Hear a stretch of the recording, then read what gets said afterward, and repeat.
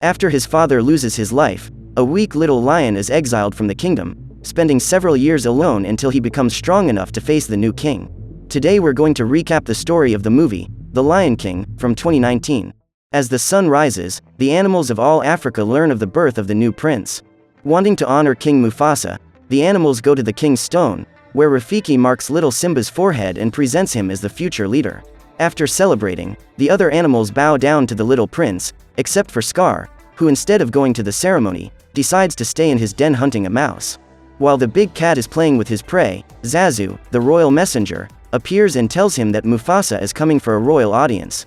Because of the bird, Scar loses his prey and decides to devour Zazu instead, but is stopped by Mufasa, who appears at the last second.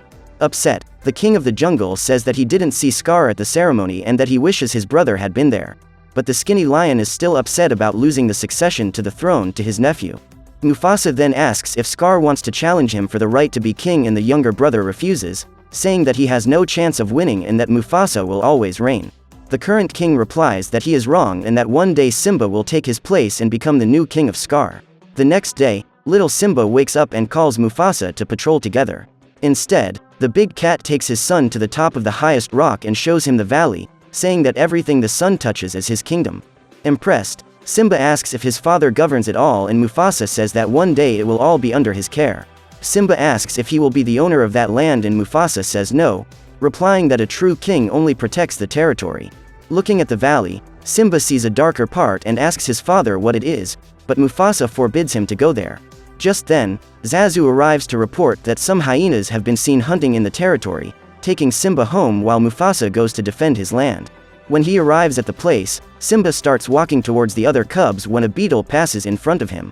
Like a good kitten, the lion cub begins to play with his prey, climbing up the rocks until he falls into Scar's den. Excited, the cub begins to talk about what it's like to be a king, and Scar takes the opportunity to ask if Mufasa has spoken about the Dark Lands. When he finds out, the lion tells him that the place is an elephant graveyard and that all the adult lions go there to prove that they are strong and brave.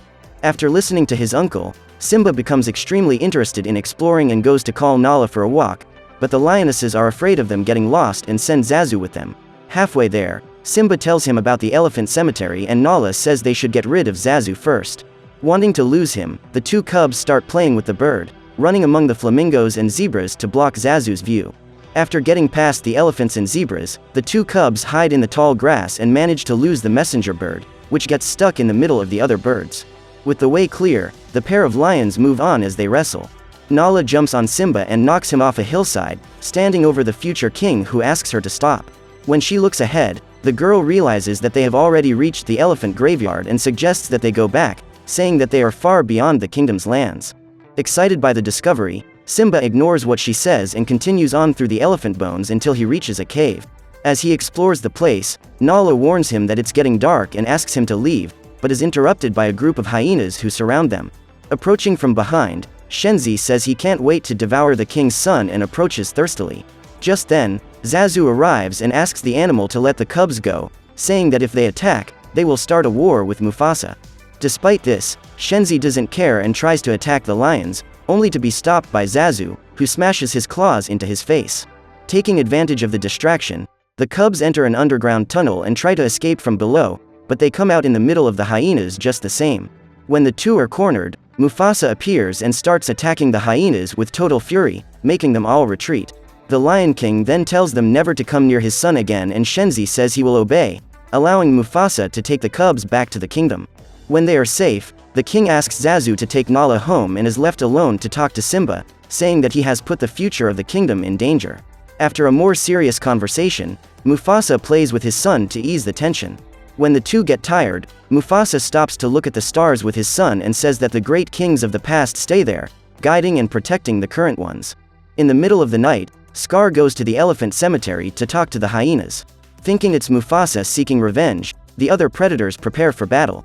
When he is recognized, Scar says that he heard about the famine spreading through the Dark Lands and that's why he sent two cubs to feed them, but that the little lions still came back alive. Hungry, the hyenas say they are going to devour him, and Scar replies that he can offer them much more. Shenzi asks what he's talking about, and the lion says that he can keep their bellies full as long as they help him become the new king. Scar then says that Mufasa must be eliminated and that when he takes the throne, they will finally be able to fill their bellies. Even though they think it's crazy, Shenzi and the other hyenas agree to help Scar, who tells them about his plan to take over the kingdom. The next morning, the animal takes his nephew for a walk in a gorge, where he says the lions find their roars. According to Scar, this is the only way Simba will be able to regain his father's trust. Believing what he says, the little prince starts practicing and Scar says he has to leave, saying he'll come back later to check on him. After his uncle leaves, Simba watches the other animals and tries to roar at a lizard, but all he gets is a meow. Suddenly, Mufasa's son feels the ground shaking and starts to look around, realizing that a herd of wildebeest is entering the gorge. Unaware that it's the hyenas who are causing this, Simba hides behind a rock and cowering, waits for the danger to pass. At the king's stone, Scar arrives and tells his brother about the stampede in the gorge, saying that Simba is there and needs help. Without thinking twice, Zazu and Mufasa head towards the cub, who is holding onto a tree to avoid being hit. After a while, the lions and the messenger bird arrive and Mufasa goes after his cub. As he descends, Scar asks Zazu to call the lionesses and manages to be alone with the two of them. At that moment Mufasa runs down to the bottom and enters the middle of the wildebeest to reach the cub, holding onto the same tree as Simba. Before he can do anything, one of the wildebeest hits the king of the savannah, breaking the branch and knocking out the two lions. Just when Simba thinks there's no escape, Mufasa appears and catches the cub in his mouth, placing it in a safe place on top of the rock. Despite this, Mufasa is once again hit by the wildebeest, which trample him underfoot. Although injured, the Lion King manages to escape the stampede and starts climbing the gorge. When Mufasa reaches the top, Scar appears and just watches as his brother begs for help. Instead, the animal sticks his claws into Mufasa and scratches his face, causing the current king to fall into the gorge and be trampled by the last wildebeest. Worried, Simba goes down again and starts looking for his father, finding him already lifeless at the bottom of the gorge. Desperate, the cub screams for help and lies down next to the body. While he waits for the others to arrive, Scar appears and asks what he has done, blaming Simba and saying that now everyone will see him as a criminal of the worst kind. Frightened, the cub asks what he should do and Scar suggests he run as far away as he can, making him promise never to come back. As soon as the cub walks away, the hyenas appear behind Scar, who orders them to eliminate the cub. When he notices the predators, Simba runs as fast as he can, but ends up skidding on a bend and falls off a cliff. Even so, Shenzi wants to confirm that he is eliminated and orders the other hyenas to go down and check, but the animals get scared and assume that no one could survive the fall, lying to Shenzi that they ate the cub's body. A few meters below, Simba is lying under a tree and waiting for the hyenas to move away. When they do, the former prince climbs down the ravine and starts walking aimlessly through the desert. At the king's stone, Scar makes a speech lamenting the perishment of his brother and nephew, saying that he didn't make it to the gorge in time. Despite this, the lion says they can't do without a leader and takes the throne. After proclaiming himself king, Scar says it's too much work for one animal and says he needs help to keep everyone safe, calling on the hyenas to rule alongside him. In the desert, Simba spends several days walking alone. Exhausted, the little lion gives up and lies down on the hot sand. After a few hours, a group of vultures approach to devour him, but are interrupted by a wild boar that tries to hit them. After the birds take off, the toothy pig approaches Simba and the meerkat on his head decides to investigate, discovering that the little lion is still alive. Frightened, Timon runs behind a rock and hides, but Pumbaa realizes that he is still a cub and suggests that they take care of him, saying that when he is grown up, Simba can protect them from anything. When the cub gets up, the wild boar and the meerkat introduce themselves and ask how he got there, but the little one doesn't want to talk about it and keeps walking. Realizing how upset he is, Timon tells him that he can change the future and teaches him the concept of Hakuna Matata, the philosophy of a life without problems. While learning about Hakuna Matata, Simba follows his new friends to a totally new area, an extremely beautiful valley with a waterfall nearby. When he gets there, Simba says he's hungry and Timon tells him that he must change his eating habits, saying that he will no longer eat animals like zebras and antelopes. Finally, Timon shows how Pumbaa opens a trunk, exposing various insects that everyone approaches to eat. Even if caterpillars are not in his diet, Simba is able to eat quietly, growing for several years until he becomes a young adult lion. In the kingdom, the last animals leave the territory, fleeing Scar and the hyenas, as well as the drought that has gripped the region. From the king's stone, Nala sees what has happened and thinks about interfering, but is forbidden by her mother. Just then, Zazu arrives and tells them about the escape of the last herds, but he is interrupted by hyenas trying to eat him. As soon as he leaves, Scar appears with the rest of the predators and asks to speak to Sarabi. Even though Nala disapproves, Mufasa's widow goes to talk to Scar, who asks her to join him at the banquet. Sarabi says that he is hunting too much and that this is why all the animals are leaving the kingdom, but Scar replies that he has only improved his techniques with his army. The lion says that he didn't call her there for that and that he wants to give her a chance to become queen again, saying that the other lionesses follow Sarabi and that they reject him because of her. Obviously Sarabi refuses the request, and as punishment, Scar says that from now on the hyenas will eat before the lionesses, claiming that they don't usually leave much behind. Refusing to accept this, Nala waits for everyone to sleep and decides to flee the kingdom to seek help. Taking advantage of the darkness, the girl tries to pass through the rocks without being seen, but Scar wakes up and smells her in the air. Wanting to know who is trying to escape, the lion begins to follow the trail and almost manages to find the female, but Zazu appears at the last second and distracts the lion, taking him away so that Nala can escape. Far away, Simba continues to live as if he were a small predator, eating termites along with Timon and Pumbaa. After spending all day gorging themselves, the trio lie down to look at the stars and Timon says that they are huge fireflies. When he asks him what he thinks, Simba tells her what his father said, that the great kings of the past are looking after those who are alive. When they hear his version, Timon and Pumbaa start laughing and Simba gets upset and goes off to eat some insects. In isolation, Mufasa's son lies down to watch the stars when a tuft of hair comes loose from his mane and falls into the nearby stream. In the water, a bird picks up the tuft and starts flying away, using the fur to build its nest. In a natural cycle, the piece of Simba's mane continues to travel around Africa until it ends up in the hands of Rafiki, who immediately realizes that it belongs to Mufasa's son, who by some miracle is still alive. The next morning, Timon, Pumbaa and some other animals are walking through the forest when Nala pops out of the grass to try and eat them. Desperate, Pumbaa tries to run away from the lioness behind him, but she is extremely fast and he knows he won't be able to escape. With no other options, the warthog leads Nala straight to Simba, who gets in the way to protect his friend. Without recognizing each other, the two lions begin to fight until Simba is knocked down just like when he was a cub, causing the male to finally recognize his childhood friend. Excited, Simba says that she will love living there and that there is plenty of food, but Nala warns him that Scar is ruling with the hyenas and asks Mufasa's son for help. Still feeling guilty about what happened, Simba tells her that this is his home and shows her around. After seeing Simba's new kingdom, Nala is enchanted by the beauty of the place. Despite this, she asks why he has never returned home and tells him that Scar has decimated the kingdom's lands, asking Simba to defy his uncle, but he says there is nothing he can do to change it.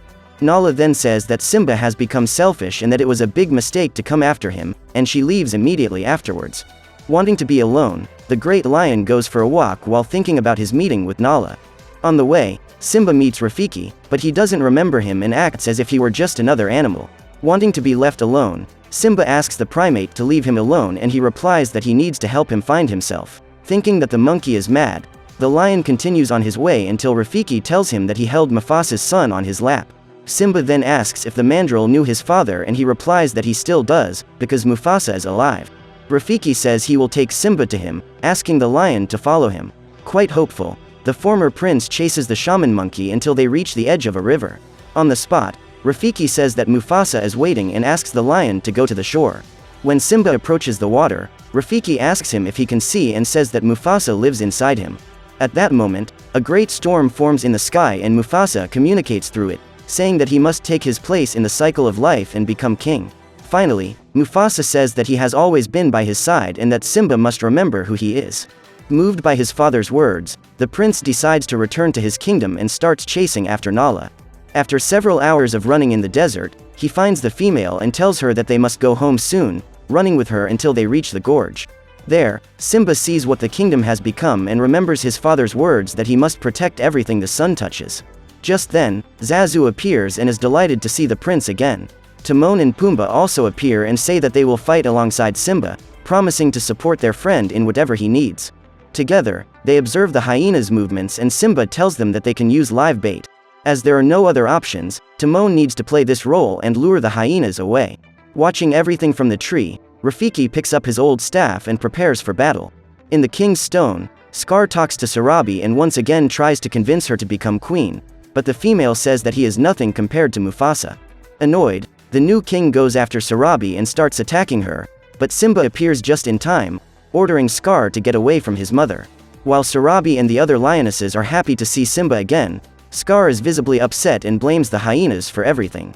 After the reunion, Nala says that Scar's reign is over and calls on the lionesses to fight alongside Simba. Cunning as ever, Scar says that things don't have to end in violence and says that he would hate to be responsible for the elimination of someone in his family, just like Simba. Confused, Nala asks what he's talking about and Scar pressures his nephew to confess that he eliminated Mufasa. After he takes the blame for his father's elimination, Scar begins to accuse him with terrible insults and Simba is trapped on the edge of the rock. While walking backwards, the prince ends up slipping and almost falls, getting hung up on the rock. Just then, a bolt of lightning strikes the dry grass and starts a fire right below Simba. At the top of the king's stone, Scar sees his nephew hanging and says that this sight is very familiar, saying that when Mufasa perished it was exactly like this. Scar says that he looked down and could see the fear in the old king's eyes just as he sees it in Simba's now, putting his paws on his nephew and whispering in his ear, confessing that it was he who took Mufasa's life. Furious, Simba bites Scar's face and climbs back up the rock, confronting his uncle who accuses him of wanting to take his life. At this point, Sarabi says that Scar has always said that he arrived at the gorge too late, but now he has just confessed that he saw Mufasa's gaze. With his deception uncovered, Scar orders the hyenas to eliminate everyone and Nala leads the lionesses in a counterattack, starting a war between the two species. Far away, Timon and Pumbaa hide in a cave thinking they've managed to lose the hyenas, but they couldn't be more wrong. Suddenly, predators appear behind them and Timon has no choice but to attack them, causing the hyenas to retreat. On the king's stone, lions and hyenas continue to fight as the flames spread further and further. In the middle of the battlefield, Shenzi sees Nala and says she's been waiting for this meal for years, but the female replies that she's no longer a cub and that she's ready, so she goes after the hyena with all her might. From the skies, Zazu also attacks his rivals in an attempt to distract them, but ends up trapped and has to be saved by Rafiki, who uses his staff to beat the hyenas over the head. Despite this, the lions are outnumbered and Nala is almost defeated by Shenzi, but she manages to bite her neck and throw her off the rock. Like her, the other lionesses also take down the hyenas, who know they can't win and decide to run away. Watching everything from afar, Scar also tries to escape, but Simba won't let him and goes after him, leaving his uncle trapped on top of the mountain. With nowhere to run, Scar begs for mercy and claims that it was the hyenas who made him do it, calling them disgusting scavengers and stating that he was planning to eliminate them all, without suspecting that they were listening. As Simba doesn't believe him, Scar decides to appeal to the sentimental and asks for mercy. Simba concedes and asks Scar to run away, to leave the kingdom and never return, just as his uncle told him to when he was just a cub. Scar pretends to obey his request and starts to walk away, only to throw a bunch of hot coals in his nephew's face. Simba then goes after his uncle and the two begin to fight, ending with Scar falling from above just as he did with Mufasa. Despite the height, Scar survives the fall and meets the hyenas who survived below. As usual, the lion tries to deceive the predators, but the creatures have heard everything he's said and don't think twice about attacking him, devouring the lion while he's still alive. Sometime later, it begins to rain and the fire is extinguished throughout the kingdom. With things calmer, Rafiki goes to Simba and crowns him as the new Lion King, returning the kingdom to an era of prosperity, just as Mufasa wanted. So what did you think of this movie? Leave it in the comments below. And if you liked the video, like and subscribe for more movie recaps. See you next time.